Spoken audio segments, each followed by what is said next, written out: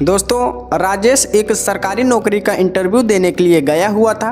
जैसे ही interview hall के अंदर जाता है तो देखता है कि वहाँ पर 3 लोग बैठे हुए हैं, जिनमें से 2 लोग पुरुष हैं और एक महिला है। जैसे ही राजेश उस महिला को देखता है तो थोड़ी देर के लिए खामोश रह जाता है, लेकिन फिर इंटरव्यू देने के लिए आ जाता है और अच्छे से अपने इंटरव्यू को देता है। इंटरव्यू पूरा हो जाता है। राजेश का इंटरव्यू काफ़ी अच्छा गया था। वह सारे सवालों को एकदम सही से जवाब दिया था।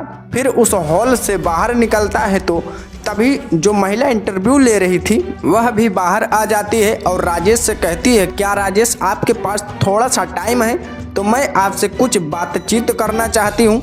इस बात को जैसे ही राजेश सुनता है तो कहता है कि मैम, टाइम ही टाइम है मेरे पास, आप जितना चाहो उतना टाइम मेरा ले सकती हो। दोस्तों, आखिर कौन थी वह महिला जो राजेश को रोक कर उससे बात करना चाहती थी? आखिर इतनी बड़ी पोस्ट पर बैठी हुई मैडम एक मामूली लड़के से क्या बातचीत करना चाहती थी? आइए जानते हैं पूरी कहानी की सच्चाई इस वीडियो में। लेकिन वीडियो में आगे बढ़ने से पहले आप सभी से एक ही निवेदन है कि आप अगर मेरे चैनल पर नए हो तो चैनल को सब्सक्राइब कर लीजिएगा और वीडियो को लाइक करके बेल आइकन पर ऑल प्रेस कर दीजिएगा, ताकि मेरी हर वीडियो का नोटिफिकेशन आप तक सबसे पहले पहुंचे। और आप सभी के लिए इस वीडियो में काफ़ी अमेजिंग तरह के वीडियो ऐड किया हूँ। आप लोग वीडियो देख कर मेरी कहानी के आनंद ले सकते हैं। तो आइए दोस्तों, बिना देरी की वीडियो को स्टार्ट करते हैं। राजेश एक छोटे से परिवार का लड़का था और राजेश और उसकी पत्नी काव्या दोनों रहा करते थे। उसके घर में बुजुर्ग माँ बाप हैं। इसके पिता सरकारी नौकरी में थे और उसकी पेंशन आया करती थी। राजेश की नई नई शादी हुई थी और काव्या उस घर में आई थी। स्टार्टिंग में सब कुछ ठीक चलता है, लेकिन जैसे ही वक्त गुजरता है तो काव्या अपने घर को अच्छी तरह से नहीं संभाल पाती है। वह इस बात के घमंड में रहती है कि इसके पिता ने उसे दहेज में काफ़ी सारा रुपया पैसा दिया है और दहेज का सामान भी दिया है। तो इस घमंड के कारण वह घर वालों से अच्छी तरह से बात नहीं किया करती थी। राजेश को भी ज़्यादा इज्जत नहीं दिया करती थी। अपने सास ससुर की बात को इग्नोर किया करती थी। शुरुआत में राजेश सोचता है कि नई नई शादी हुई है, अभी एडजस्ट होने में थोड़ा टाइम लगेगा। इस बात को सोचकर राजेश समझता है और कहता है कि चलो कोई बात नहीं है, अभी तुम नई नई दुल्हन हो, तुम्हें ऐसा लग रहा है। धीरे धीरे समय बीतता है, लेकिन समय के साथ साथ काव्या का घमंड दिन प्रतिदिन बढ़ता चला गया। वह अपनी माँ से बात किया करती थी और माँ से सिखाई बातों को वहाँ पर इस्तेमाल किया करती थी। इसके सास ससुर का बिल्कुल भी कहा नहीं माना करती थी। इधर उसका पति जब उसे किसी काम के लिए कहता तो बार बार कह दिया करती थी कि मैं कोई नौकरानी नहीं हूँ, मैं इस घर में बहू बनकर आई हूँ और मैं यहाँ पर मालकिन बनकर रहूँगी। इन बातों को सुनकर राजेश बार बार काव्या को समझाता रहता है कि तुम्हारा ही घर है और तुम्हें ही आगे चलकर इस घर को संभालना है, क्योंकि राजेश अपने माँ बाप की इकलौती संतान था। माँ बाप बुजुर्ग हो चुके थे। पिता की पेंशन आती थी जिससे घर का सारा खर्चा चलता था। परिवार में ऐसी वैसी कोई दिक्कत नहीं थी, क्योंकि अच्छी खासी पेंशन आया करती थी। परिवार अच्छी तरह से चल रहा था। लेकिन राजेश पढ़ाई लिखाई करके सरकारी नौकरी के चक्कर में लगा हुआ था। काव्या जो कि बार बार उसे टॉर्चर करती थी, उसके माँ बाप का कहा नहीं माना करती थी और घर में हमेशा कलेश का माहौल, झगड़े लड़ाई का माहौल बनाए रखती थी। अब धीरे धीरे उन्हें 1 साल का समय बीत जाता है, लेकिन आज तक काव्या घमंड में ऐसे ही रहा करती थी। जब राजेश से यह सब बात सहन नहीं होता है तो उसे कहता है कि अगर तुम्हें घर बसाना है तो बता दो, अगर नहीं बसाना है तो तुम अपना जो कुछ भी तुम्हें अच्छा लगता है वैसे करो। इस बात को काव्या अपनी माँ से बताती है और उसकी माँ उससे कहती है कि तू ऐसा कर, वहाँ से छोड़कर यहाँ पर आ जा। तो काव्या अपनी माँ की बात मानती है और राजेश के घर को छोड़कर अपने मायके में चली जाती है। काव्या का मायका बड़ा आलीशान था, जमीन जायदाद बहुत ज़्यादा थी। उसके पिता भी एक अच्छी खासी नौकरी किया करते थे। धीरे धीरे समय बीतता है और समय के साथ साथ राजेश काव्या को लेने के लिए भी आ जाता है और उससे फ़ोन पर भी बात करता है, लेकिन काव्या आने से साफ इनकार कर देती है और कहती है कि मैं उस घर में नहीं जाऊंगी जहां पर तुम लोग मेरा बार बार अपमान करते हो, जबकि बात उल्टी थी। दोस्तों, काव्या सभी का अपमान किया करती थी। वह घर में एक बहू की तरह नहीं बल्कि ऐसे रहती थी जैसे यह सब लोग उसके नौकर हों। तब भी राजेश उसे लेने के लिए जाता है, लेकिन वह साफ साफ इनकार कर देती है। अब काव्या अपनी माँ के कहने में आकर राजेश पर तलाक का केस डाल देती है। केस कोर्ट के अंदर चला जाता है। कुछ दिनों के बाद फैसला आता है कि राजेश कुछ पैसे काव्या को देगा तो तलाक के एवज में देने ही पड़ेंगे।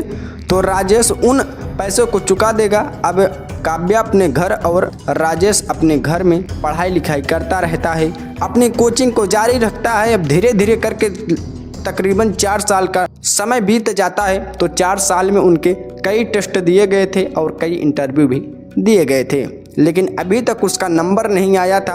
अब ऐसे ही एक सरकारी टेस्ट को देने के बाद जब उसका टेस्ट क्लियर हो गया था, तो उसके बाद वह इंटरव्यू देने के लिए एक सरकारी बिल्डिंग में जाता है। वहां जाकर बाहर बैठा हुआ था, तभी उसका नंबर बोला जाता है और जैसे ही वह इंटरव्यू हॉल के अंदर जाता है तो देखता है कि इंटरव्यू लेने के लिए 3 लोग बैठे हुए हैं, जिनमें एक महिला है और 2 पुरुष हैं।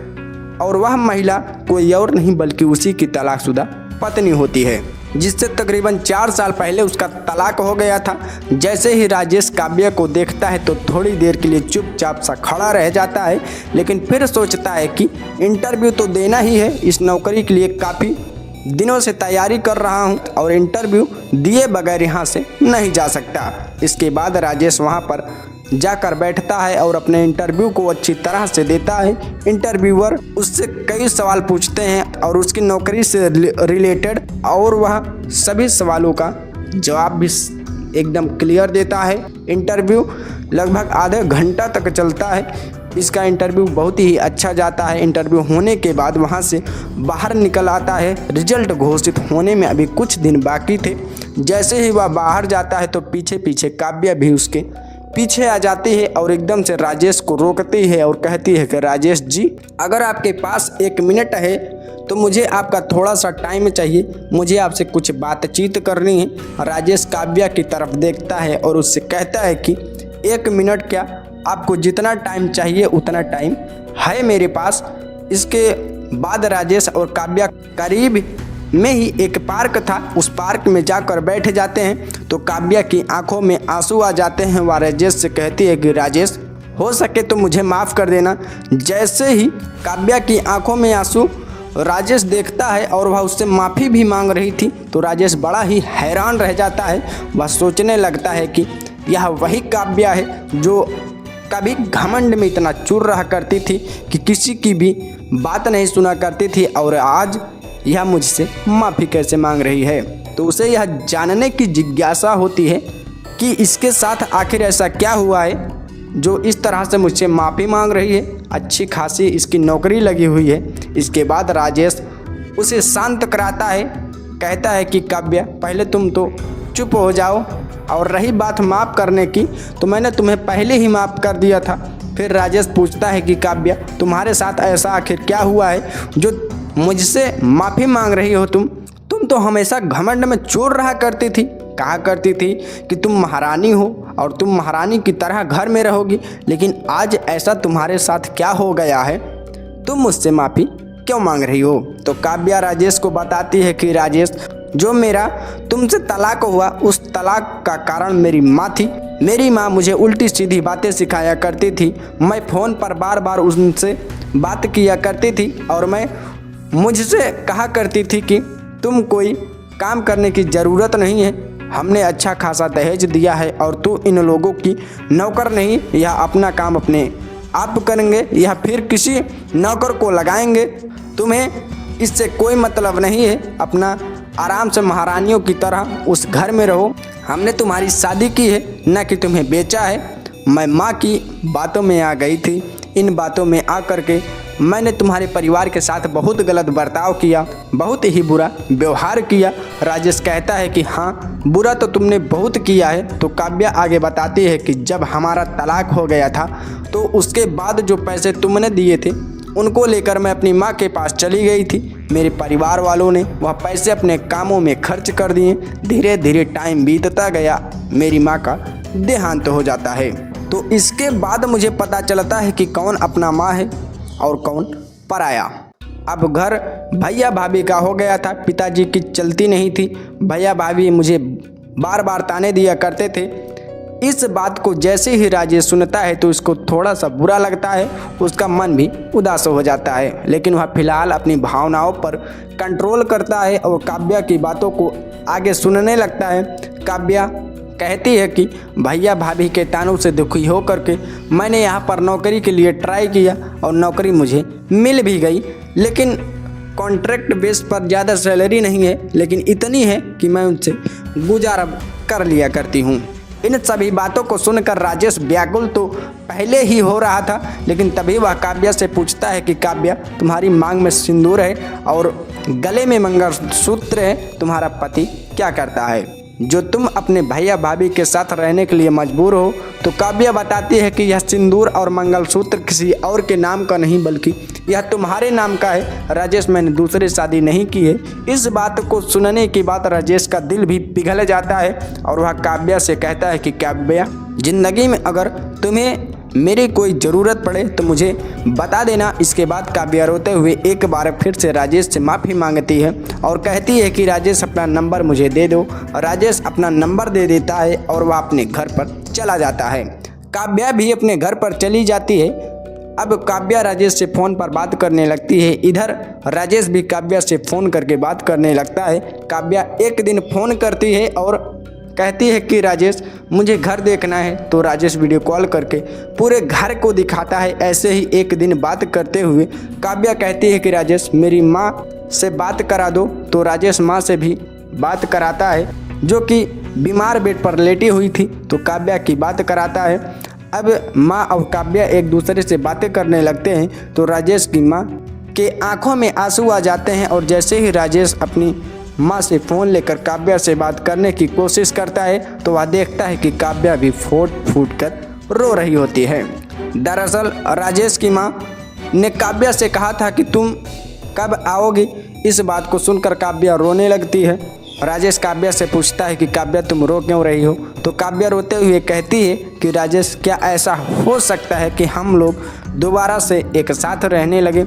अब राजेश जैसे ही इस बात को सुनता है तो राजेश का भी मन करता है कि काव्या दोबारा से आकर के हमारे साथ रहने लगे।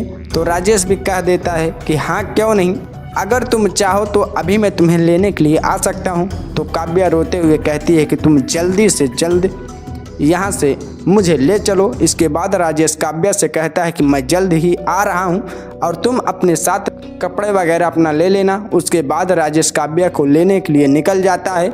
उधर काव्या तैयार बैठी हुई थी और फिर राजेश वहां पर पहुंचकर काव्या को अपने साथ घर वापस ले आता है। अगर दोनों सास बहू एक दूसरे से मिलती हैं तो काव्या फूट फूट कर फिर से रोने लगती है, क्योंकि उसकी सास की हालत अब काफ़ी ज़्यादा ख़राब हो गई थी। और जब काव्या ससुराल में रहा करती थी तो उस टाइम काव्या की सास काव्या से बहुत ज़्यादा प्यार किया करती थी, लेकिन काव्या ने ही उनके प्यार को नहीं समझा। आज ही के दिन राजेश का रिजल्ट आने वाला था। रिजल्ट आता है तो राजेश को सरकारी नौकरी मिल गई थी। तो इस बात को सभी परिवार वाले सुनने के बाद बहुत ही ज़्यादा खुश होते हैं। काव्या भी घर वापस लौट आई थी और राजेश को सरकारी नौकरी भी मिल जाती है। दोस्तों, यह थी आज की कहानी, जिसमें एक परिवार पहले बिछड़ा और बिछड़ने के बाद दोबारा से मिलकर हंसी खुशी के साथ घर के अंदर रहने लगा। आपको कहानी कैसी लगी कमेंट करके अवश्य बताएं। और आप क्या कहना चाहते हो राजेश के बारे में, आप क्या कहना चाहते हो काव्या के बारे में, आपकी क्या राय है? आपकी जो भी राय है ज़रूर बताइएगा दोस्तों। जैसे कि इस कहानी में काव्या ने जो किया वह बिल्कुल गलत था। शादी होने के बाद लड़की की माँ अपनी सास होती है और उसके पिता उसके ससुर होते हैं। अगर काव्या भी इसी तरह से चलती तो उनका घर कभी नहीं उलझता और यह घर टूटने की नौबत भी नहीं आती। उसे राजेश से माफ़ी मांगनी भी नहीं पड़ती। खैर, अगर आपको कहानी ज़रा से भी पसंद आई हो तो वीडियो को लाइक करके चैनल को सब्सक्राइब कर दीजिएगा और बेल आइकन पर ऑल प्रेस कर दीजिएगा ताकि मेरी हर वीडियो का नोटिफिकेशन आप तक सबसे पहले पहुंचे। और आप किस जिला से मेरी वीडियो देख रहे हैं कमेंट करके ज़रूर बताइएगा दोस्तों, ताकि हमें भी पता चल सके कि मेरी यूट्यूब फैमिली इस अपने छोटे से भाई को, इस अपने छोटे से बेटे को वहाँ से सपोर्ट कर रही है। तो दोस्तों मिलते हैं कल फिर से एक नई और धमाकेदार वीडियो के साथ। तब तक के लिए जय हिंद, वंदे मातरम।